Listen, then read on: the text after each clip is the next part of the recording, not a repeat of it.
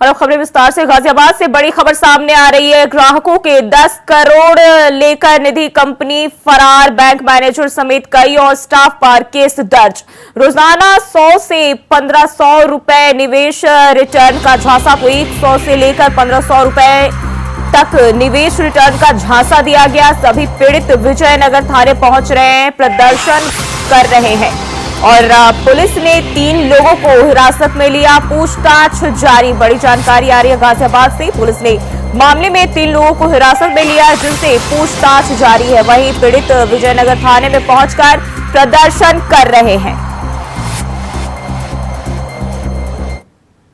तो गाजियाबाद से बड़ी खबर सामने आ रही, ग्राहकों के 10 करोड़ लेकर निधि कंपनी फरार। और इसी खबर पर ज्यादा जानकारी के साथ गाजियाबाद से प्रवीण कुमार हमारे संवाददाता जुड़ गए हैं। प्रवीण, क्या है पूरा मामला? सर, जो ही बता दें आपको, एक गाजियाबाद विजयनगर थाना क्षेत्र में प्रताप बिहार में एक रॉयल फाइन इंडिया लिमिटेड नाम से एक बैंक खुला हुआ था, जिसमें जो बैंक में कर्मचारी थे, जिसके पूरा स्टाफ 2 दर्जन से ज्यादा बताया जा रहा है, वो लोगों को झांसा देते थे कि आप 200 रुपए से लेकर 1500 रुपए तक डेली जमा कराइए, उसके बदले में बैंक आपको 8.5% रिटर्न देगा। इस बात का झांसा में लोग आ गए और 100 से भी ज्यादा ऐसे लोग हैं जिन्होंने इस बैंक में अपना खाता खुलवाया था। खाता खुलवाने के बाद जब उनको ये बताया गया था कि आपको 540 दिन के बाद 8.5% के हिसाब से ब्याज मिलेगा और आपकी जो पैसा जमा जो राशि कराएंगे उससे अधिक आपको लाभ मिलेगा। इस झांसे में जो अधिकतर जो लोग झांसे में आए, रेडी पट्टी वाले और दुकानदार हैं, जो कि इस पूरे मामले में फंस गए थे। दरअसल इस पूरे मामले का जब पता चला, जब शुक्रवार को गाजियाबाद के जिन्होंने खाता इस बैंक में खुलवाया था और खुलवाने के बाद उनसे ये कहा गया था कि सोमवार को आप अपने बैंक से जो भी चेक है वो लेके जाना। जब वो सोमवार को बैंक पहुंचे तो देखा कि बैंक जो है वहां से बंद कर फरार हो गया था, जिनके बाद उनको ये लगा कि हम ठगी का शिकार हो गए हैं। ठगी का शिकार होने के बाद वो सीधा बैंक पहुंचे और थाने पहुंचे। थाने पहुंचने के बाद वो पूरे मामले को विजयनगर थाने से अवगत कराया। जी कितने लोगों का जो है इसमें पैसा फंसा हुआ है और क्या ये प्रदर्शन अभी भी जारी है?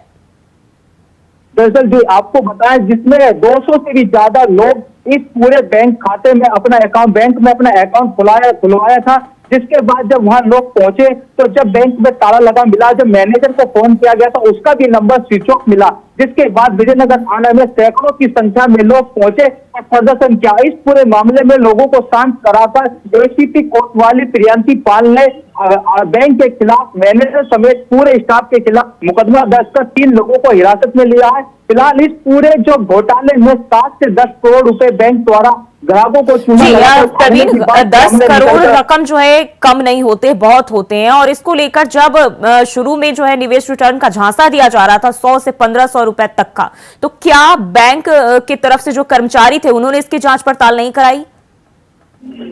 बता दें, दरअसल ये जो बैंक है एक निधि बैंक है, इसे जो आरबीआई है, आरबीआई इसको कोई किसी तरीके का लाइसेंस नहीं देता। अगर हम समझाना चाहें तो ये तरीके से जो कमेटी टाइप का जो रहता है वो पूरी तरह से इस बैंक ने सेटअप विजयनगर में खोला हुआ था ताकि लोग इसमें झांसा दें। इसमें कई एजेंट भी शामिल थे जो लोगों की दुकानदारों, रेडी पटरी वालों से संपर्क करते थे, उनको ज्यादा लालच दिया जाता था ताकि उनको भी लगता था कि हम रेडी पट्टी वाले 100 से 200 रुपए आसानी से बैंक में जमा करते थे। पूरी छानबीन के बाद भी दरअसल ये बैंक जो कॉलोनी के अंदर बनाया गया था, लोगों को विश्वास था कि बैंक जो है यहाँ से बंद करके जाएगा तो पकड़ में आ जाएगा, लेकिन वो रातों रात बैंक को बंद करके आसानी से चले जाते हैं। इसकी सूचना जब उनको लगती है, जो बैंक में अपना पैसा लेने के लिए पहुंचते हैं, जब जाकर उनको लगता है कि हमारे जो बताया जा रहा 7 से 10 करोड़ की यह ठगी का पूरा मामला सामने निकल कर आया है।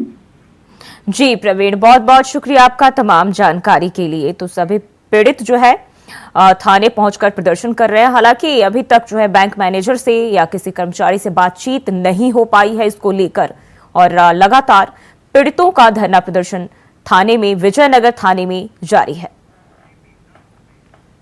और वहीं लोकसभा चुनाव से जुड़ी बड़ी खबर सामने आ रही है। रांची इंडिया गठबंधन में हो सकता है सीटों का बंटवारा। बड़ी जानकारी, झारखंड में हो सकती है उम्मीदवारों की घोषणा। दिल्ली कांग्रेस मुख्यालय में सीट बंटवारे को लेकर बुलाई गई बैठक। कांग्रेस के बाद जेएमएम अपने उम्मीदवारों की कर सकती है घोषणा। तो बड़ी जानकारी, लोकसभा चुनाव से जुड़ी बड़ी जानकारी कांग्रेस के बाद अब जेएमएम अपने उम्मीदवारों की घोषणा कर सकती है और सीट बंटवारे को लेकर दिल्ली में कांग्रेस मुख्यालय में बैठक भी बुलाई गई है। बताया जा रहा है झारखंड में उम्मीदवारों की घोषणा की जा सकती है जेएमएम की ओर से। तो रांची से बड़ी जानकारी सामने आ रही है और दिल्ली कांग्रेस मुख्यालय में सीट बंटवारे को लेकर बैठक बुलाई गई है। बताया जा रहा है कि जेएमएम की ओर से कांग्रेस के बाद अब अपने उम्मीदवारों की घोषणा की जा सकती है।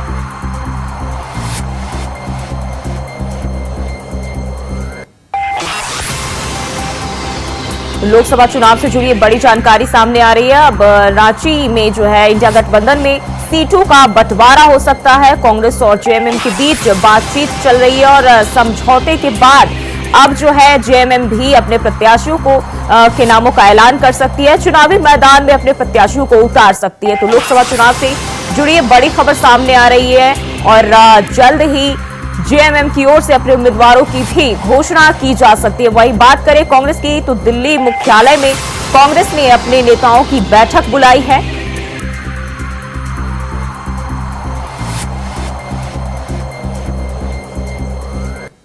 तो रांची से जानकारी सामने आ रही लोकसभा चुनाव से जुड़ी बड़ी खबर, झारखंड में उम्मीदवारों की घोषणा की जा सकती है जेएमएम की ओर से।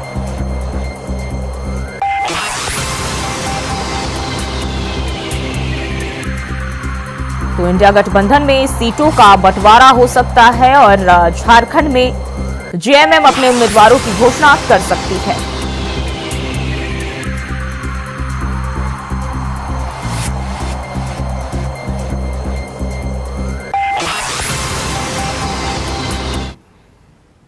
और बढ़ते हैं आगे। मुलायम सिंह यादव की छोटी बहू अपर्णा यादव पिछले कई दिनों से बड़े बीजेपी नेताओं से मुलाकात कर रही हैं। उन्होंने मुख्यमंत्री योगी आदित्यनाथ और यूपी बीजेपी के प्रदेश अध्यक्ष भूपेंद्र चौधरी से मुलाकात की।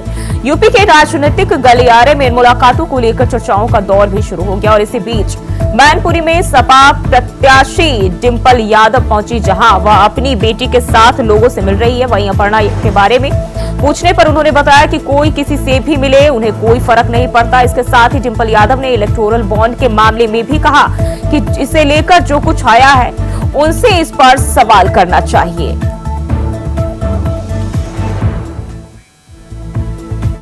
मुझे इस बात का संज्ञान नहीं है क्योंकि मैं क्षेत्र में हूँ और अगर पहले भी मिली है कई बार और अभी भी मिल रही है तो इसमें कोई रोक टोक तो है नहीं, कोई भी किसी से भी मिल सकता है। समझती हूँ कि समाजवादी पार्टी बहुत मजबूती से मैनपुरी लड़ रही है और लोगों का सहयोग, प्यार और साथ मिल रहा है। ये तो जेडीयू का मामला है और जैसे कि जो भी इलेक्टोरल बॉन्ड को लेके सच्चाई सामने आनी चाहिए कि जो भाजपा सरकार है, जो भी पार्टी से जिन्होंने चंदा लिया है इलेक्टोरल बॉन्ड का सिस्टम लेके कौन आया, तो सबसे पहले सवाल तो इस बात का उठता है। अभी जो अंदर का जो अनुभव होता है वो जुबान पे आ जाता है।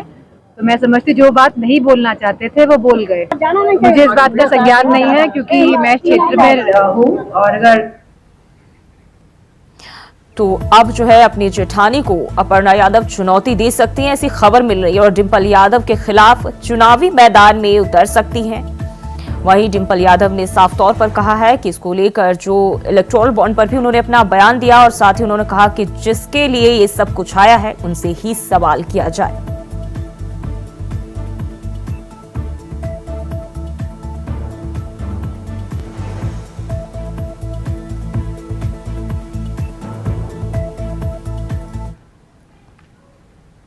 और वहीं आगरा से एक और बड़ी जानकारी सामने आ रही है। कपड़े के मार्केट में लगी भीषण आग, बर्तन, कपड़े और जनरल स्टोर की 6 दुकानों में लगी आग। आग लगने से क्षेत्र में मची अफरा तफरी, करोड़ों रुपए के नुकसान की आशंका।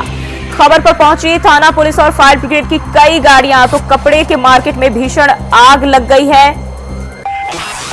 बर्तन, कपड़े और जनरल स्टोर की 6 दुकानों में आग लगी है। वहीं सूचना जब फायर ब्रिगेड और पुलिस को दी गई तो फायर ब्रिगेड की कई गाड़ियां मौके पर पहुंची और आग बुझाने की कोशिश में जुटी हुई है। तो बड़ी जानकारी आगरा से, कपड़े के मार्केट में भीषण आग लग गई।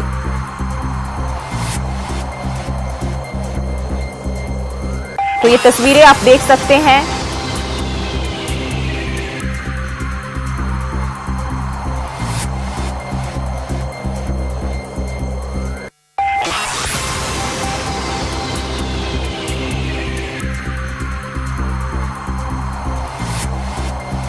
से ये जानकारी आपके साथ साझा कर रहे हैं और खबर पर जो है पुलिस और फायर ब्रिगेड की कई गाड़ियां वहां पहुंची और आग जो है काफी भयंकर लगी हुई है कपड़े के मार्केट में।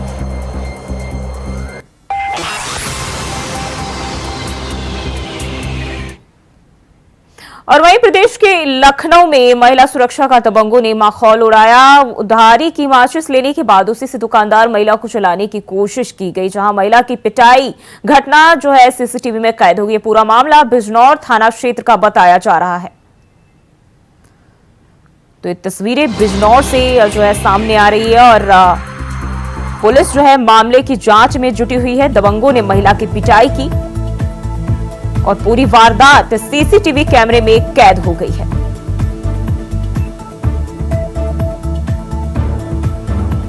तो ये तस्वीरें आप साफ तौर पर देख सकते हैं कि महिला के साथ किस तरह से जो है बदसलूकी करते हुए बदमाश दिखाई दे रहे हैं और ये पूरी घटना सीसीटीवी कैमरे में कैद हो गई है।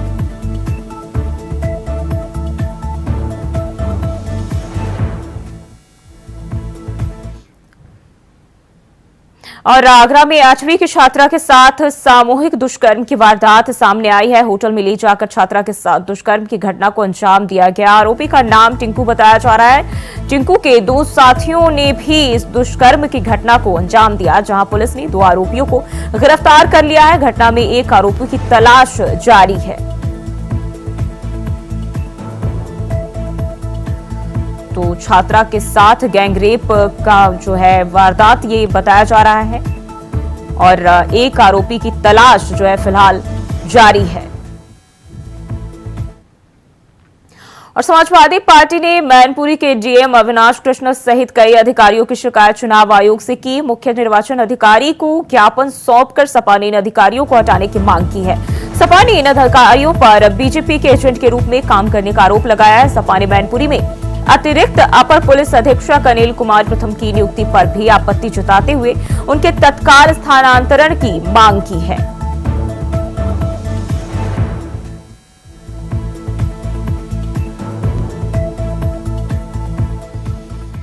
और इसी खबर पर ज्यादा जानकारी के साथ मुकेश कुमार हमारे संवाददाता हमारे साथ जुड़ गए हैं। मुकेश, सपा ने चुनाव आयोग से शिकायत की है अधिकारियों को लेकर, क्या जानकारी है? जूही जी, मैं आपको बता दूं, काफी लंबे समय से जिलाधिकारी अविनाश कृष्ण सिंह और पुलिस अधीक्षक विनोद कुमार सिंह निकाय जो चुनाव हुआ और जो उपचुनाव हुआ था लोकसभा का, जो अभी हाल ही में चुनाव संपन्न कराया गया था, उसके बाद से लगातार जो समाजवादी पार्टी के वरिष्ठ नेता है प्रदेश अध्यक्ष उत्तम पटेल जी ने एक लेटर लिखा है। उसमें साफ साफ 1 दर्जन से अधिक पुलिसकर्मी इसमें शामिल किए गए। किसनी थाना करेल थाना अध्यक्ष और किसनी पर अमित सिंह तैनात हैं। जिसके बाद सीओ जो अभी सिटी सीओ से संतोष कुमार उनको करेल नियुक्त किया गया, उनका भी उसमें नाम रखा गया है।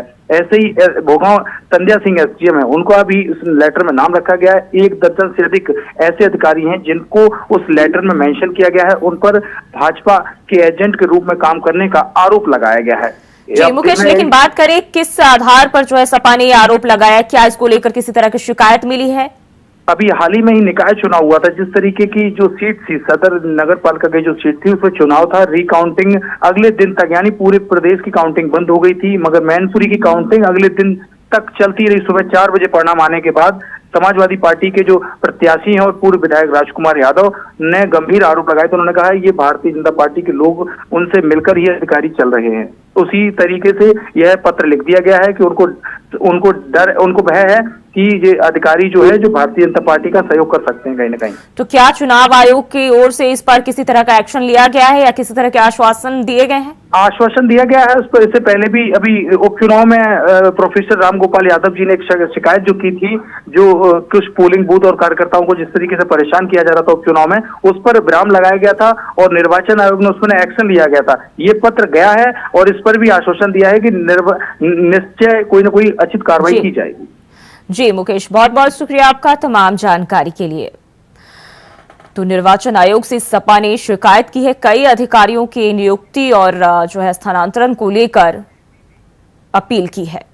और बढ़ते आगे, नोएडा में 20 पुलिस और बाइक सवार बदमाशों के बीच मुठभेड़ हुई, जिसमें एक बदमाश पुलिस की गोली लगने से घायल हो गया, जिसके बाद बदमाश को गिरफ्तार कर इलाज के लिए अस्पताल में भर्ती कराया गया। वहीं उसके साथी को भी गिरफ्तार कर लिया गया है। पुलिस पूछताछ में आरोपियों ने बताया कि दोनों बदमाश दिल्ली एनसीआर में चेन स्नैचिंग और लूटपाट की वारदात को अंजाम दिया करते थे। वहीं इन बदमाशों पर दिल्ली और एनसीआर में इनके खिलाफ कई मुकदमे दर्ज है।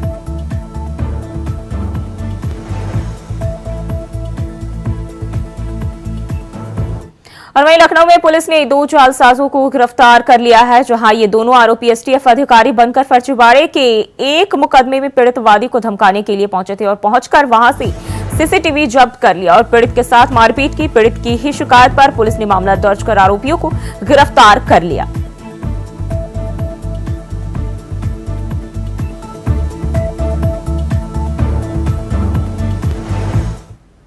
और खबर मथुरा से है, जहां मथुरा के फरा इलाके में रेलवे ट्रैक के पास से शव मिलने से इलाके में हड़कंप मच गया।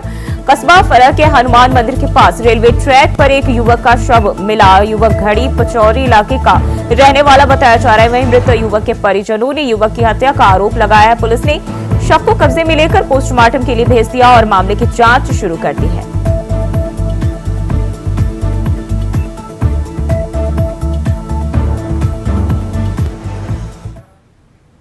और खबरों में बढ़ते आगे, राजधानी लखनऊ में एक बार फिर वर्दी की मर्यादा को तार-तार करने का वीडियो सोशल मीडिया पर वायरल हो रहा है। वायरल वीडियो कैंट थाना क्षेत्र के तोपखाना चौकी के अंदर का बताया जा रहा है। वीडियो में दिख रहा दीवान शराब के नशे में धुत है और शराब छुपाता दिख रहा है।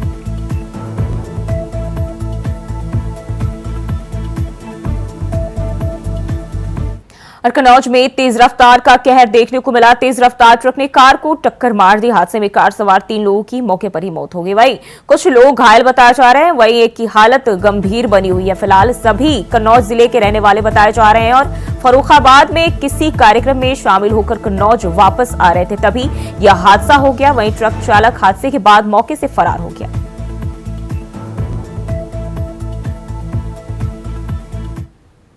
और फिलहाल के लिए इस बुलेटिन में बस इतना ही। खबरों के लिए बने रहिए इंडिया वॉइस के साथ।